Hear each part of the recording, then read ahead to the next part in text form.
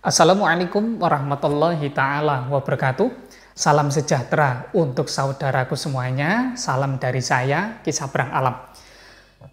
Di kesempatan kali ini saya akan membahas mengenai beberapa keresahan yang sering dialami oleh saudara kita yang lainnya. Keresahan tersebut berkaitan dengan masalah mertua yang selalu ikut campur dengan masalah rumah tangga. Sebenarnya, jika ditelik secara kaidah Islami, orang tua yang sudah memiliki seorang putra ataupun putri, yang mana dalam hal ini sudah menikah, seharusnya orang tua tersebut, Anda tidak berhak untuk mencampuri permasalahan rumah tangga. Apalagi berkaitan dengan masalah hal-hal sepele. Kecuali jika rumah tangga tersebut memang benar-benar parah, ada pertikaian ataupun permasalahan yang berhubungan dengan fisik dan lainnya. Hal tersebut baru orang tua bisa masuk ke ranah tersebut untuk memberikan penyelesaian. Namun, jika Anda selalu melakukan hal-hal untuk mencampuri urusan rumah tangga menantunya, anaknya, maka bisa jadi Anda akan mengalami hal ini.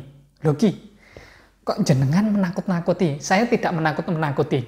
Begini, di luaran sana banyak sekali menantu yang tidak nyaman dengan perilaku yang dilakukan sama menantunya.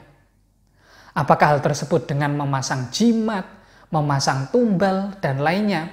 Tujuannya agar mertuanya itu bertekuk lutut ataupun luluh dengan apa yang dikehendaki oleh menantunya.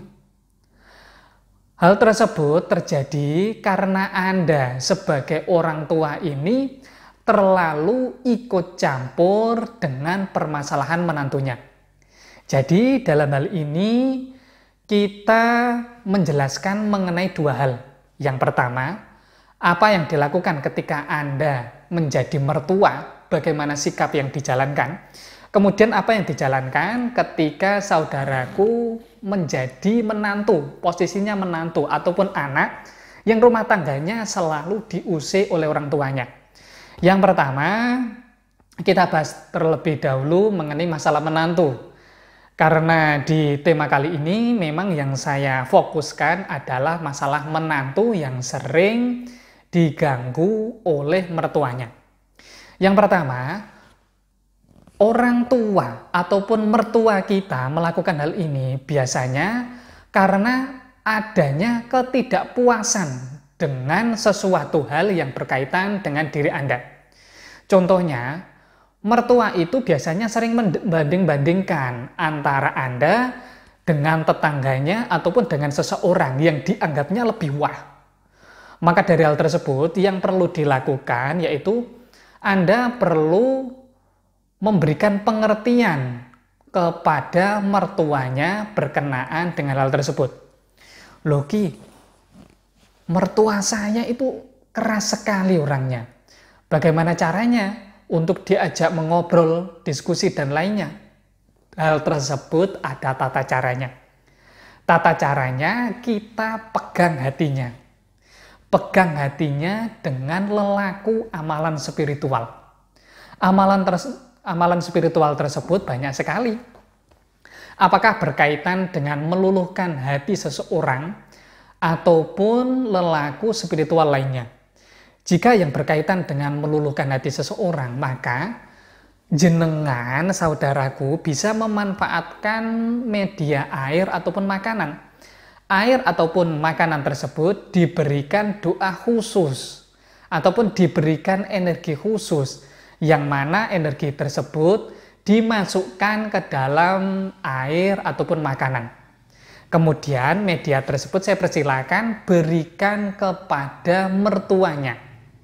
Kemudian berikan pengertian ataupun tindakan akhlak lainnya agar mertuanya bisa luluh dan mengerti mengenai keadaan yang terjadi. Ya, kasus semacam ini sebenarnya berawal dari hal-hal yang cukup sepele.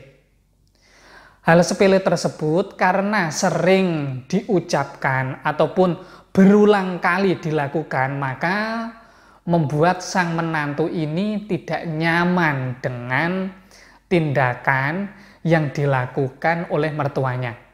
Demikian wajangan kali ini membahas mengenai masalah menantu yang kehidupannya sering direcoki sama mertuanya.